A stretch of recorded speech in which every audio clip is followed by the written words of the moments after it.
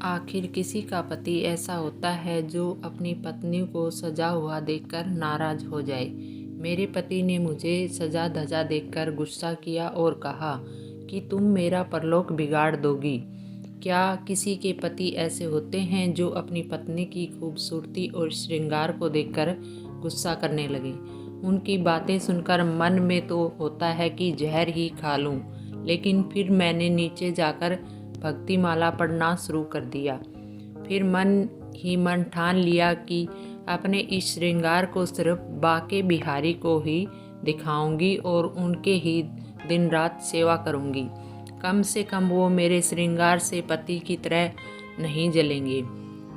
मेरे मन में होता है कि वो मेरे पिछले जन्म के दुश्मन रहे होंगे और उस दुश्मनी का बदला लेने के लिए उन्होंने मुझसे विवाह किया होगा। तभी न मेरा मन उन्हें देखते ही उदास हो जाता है और उसकी खूबसूरत मुझे बिल्कुल नहीं भाती। शायद इसी वजह से वो मुझे देखकर जलते रहते हैं। विवाह न किया होता तो शायद आज सुखी होती, किंतु दुनिया का दस्तूर है कि बेटी को किसी न किसी पुरुष के साथ जन्मों के लिए बांध दिया जाता है। यह क्या जाने कि एक युवती अपने पति को लेकर कितने सपने संजोकर रखती है, उसके लिए उसका पति कितना खास होता है। लेकिन यहाँ सब उल्टा है। इन्हें देखते ही मेरे सीने में जलन सी होने लगती है। कभी इन्हें देखकर आँखों को जो शीतलता नहीं मिली जो पति को देखकर एक युवती को मिलनी चाहिए। उधर सुशीला को देखती हूँ तो दुख और बढ़ जाता है। वो हमेशा हंसती मुस्कुराती है, कभी अपनी गरीबी का रोना नहीं रोती। न उसके पास कपड़े अच्छे हैं और न ही गहने। मकान भी छोटा सा है। मन में होता है कि काश मैं अपना धन देकर उसकी परेशानियां ले लेती। फिर होता है कि उसका पति ही उसका सबसे बड़ा धन है। उसी से सुशीला को पूरी दुनिया का सुख मिल जाता होगा। सालों से इस सवाल को मन में दफन करने के बाद होते होते एक दिन मुझसे रहा न गया। आखिर मैंने अपने पति से यह सवाल कर ही लिया कि आपने मुझसे शादी क्यों की थी। इस सवाल को सुनते ही मेरे पति ने मुंह बना लिया। वो चिढ़ते हुए बोले, अपना घर परिवार संभालने के लिए, और क्या, भोग के लिए नहीं। इतना सुनते ही मैंने पूछा, क्या मैं सिर्फ इस घर का ख्याल रखने के लिए ही हूँ? मैं समझ नहीं पाती हूँ कि आखिर मुझ पर इतना संदेह क्यों होता है। मैं किसी से बात तक नहीं करती और न ही कहीं बाहर आती जाती हूँ। ऐसे में शक करने की कोई वजह भी नहीं है। क्या इन्हें समझ नहीं आता कि मैं घर की इज्जत और मान मर्यादा के बारे में सब कुछ समझती हूँ। किसी भी तरह की गलत हरकत करने की तो दूर, मैं अब उसके बारे में सोच भी नहीं सकती हूँ। कभी कभी मुझे लगता है कि आधे से ज़्यादा उम्र निकल जाने पर विवाह करने वाले बुजुर्ग लोगों का यही हाल होता होगा। बेवजह ही अपनी पत्नी पर शक करते होंगे।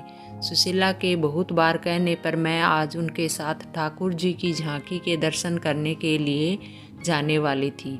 मैं अपने बाल संवार ही रही थी कि तभी मेरे पति कहीं से आ गए। उन्होंने मुझे देखते ही पूछा, किधर जाने की तैयारी हो रही है? मैंने जवाब में कहा कि ठाकुर जी की झांकी आज निकल रही है, उसी को देखने के लिए सुशीला के साथ जाना है। इतना सुनते ही वे गुस्से में बोले कि तुम्हें कहीं जाने की ज़रूरत नहीं है। अपने पति की जिससे सेवा नहीं हो सकती उसे भगवान के दर्शन से कोई लाभ नहीं मिलता है। अब ये 3 दिन से बीमार हैं, उन्हें निमोनिया हो गया और कितने दिनों से यह करा रहे हैं, लेकिन मैं इन्हें एक बार भी देखने नहीं गई। सभी घर में मौजूद नौकर उनका ख्याल रख रहे थे, लेकिन मेरे दिल में किसी की तरह की करुणा उनके लिए नहीं आई।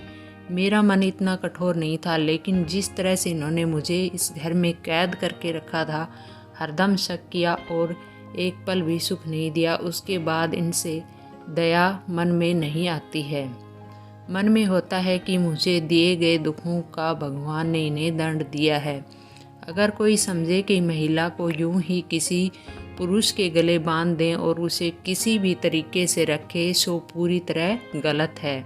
सुना है कि अपनी बीमारी का दोष मुझे ही दे रहे हैं, लेकिन मुझे परवाह नहीं है। ये चाहे तो किसी को भी अपना धन दौलत दे सकते हैं, उसकी मुझे बिल्कुल ज़रूरत नहीं है और न ही लोभ है। होते होते एक दिन वो गुजर गए। आज उनके गए 3 दिन हो चुके हैं। मैंने उनके जाने के बाद चूड़ियाँ नहीं तोड़ी। मैं सिंदूर तो पहले ही नहीं लगाती थी और अभी भी नहीं लगाती। मेरे बुजुर्ग पति के बेटे ने उसका अंतिम संस्कार किया। घर के सब लोग तरह तरह से मुझे ताने देते थे। मेरे बंधे हुए लंबे बाल देखकर सुनाते थे, लेकिन मुझे जरा भी बुरा नहीं लगता था। ऊपर से मैं सभी को चिढ़ाने के लिए रंग बिरंगी साड़ियाँ पहन लेती हूँ। मेरे मन में होता है कि मैं इस कैद से रिहा हो गई हूँ। फिर एक दिन मैंने सुशीला से पूछा कि अगर तुम्हारे पति किसी दिन परदेश नौकरी के लिए चले गए तो तुम उसकी याद में रो रो कर अपनी जान दे दोगी? सुशीला जवाब में बोली, नहीं, जान तो नहीं दूंगी, लेकिन उसकी याद में हरदम मन आनंदित होता रहेगा। मैंने भी कहा कि सुशीला, मुझे भी ऐसी ही खुशी चाहिए जिससे आनंद में हमेशा मैं झूमती और गाती रहूं। ऐसा आनंद जो कभी कम ही न हो। मन आजकल काफ़ी परेशान और चंचल होता था कि कहीं एकदम उड़ जाऊं। भक्ति के ग्रंथों को पढ़ने का भी मन न था और न ही बाहर कहीं सैर करने का। ऐसा लगता था कि मन को पता ही नहीं उसे क्या चाहिए, लेकिन मेरे दिल में अपने पुराने ही दुख चल रहे थे। एक दिन घर के सभी लोग सो रहे थे। कमरे में मेरा दम घुट रहा था, इसलिए मैं दौड़कर उस घर से बाहर की ओर भाग गई। तभी मुझे एक बुढ़िया दिखी। मेरे मन में हुआ कि कहीं वो कोई चुड़ैल न हो। तभी बुढ़िया ने कहा कि किसका रास्ता देख रही हो? मैंने जवाब में कहा, मरने की राह देख रही हूँ। बुढ़िया बोली, अभी तुम्हारे नसीब में मौत नहीं है, तुम्हें कई सारे सुख भोगने हैं। मैंने भी चिढ़ते उस बुढ़िया से पूछा, इतनी रात में तुम किस्मत की लकीरें पढ़ लेती हो? बुढ़िया के पीछे चलते चलते मुझे पता लगा कि वो किसी स्वर्ग से आई मेरी मददगार नहीं, बल्कि एक डायन ही है। कहाँ मैं अमृत की तलाश में थी और जहर मिल गया। मैं तो सुशीला जैसा सुख पाना चाह रही थी, लेकिन कहाँ डायन की चपेट में आ गई। मेरी इस हालत के जिम्मेदार लोभी माता पिता और मुझे अपनी पत्नी बनाने के ख्वाब देख रहा वो वृद्ध है, जिसने मुझे अपनी जिद के लिए पत्नी बनाया। मैं अपनी ये आत्मकथा कभी न लिखती, लेकिन मैं चाहती हूँ कि सभी माता पिता ये समझ लें कि पैसा जीवन में सबसे बड़ा नहीं होता। मेरी चाहत है कि सब लोगों को मेरी आत्मकथा से मालूम हो कि लड़कियों का विवाह यूं ही किसी से नहीं करना चाहिए। किसी भी लड़की का गला इस तरह से वृद्ध से विवाह करके न घोट दें। अब मेरे जीवन में कुछ भी नहीं बचा। सब कुछ सिर्फ माँ बाप के एक फैसले से ख़त्म हो गया।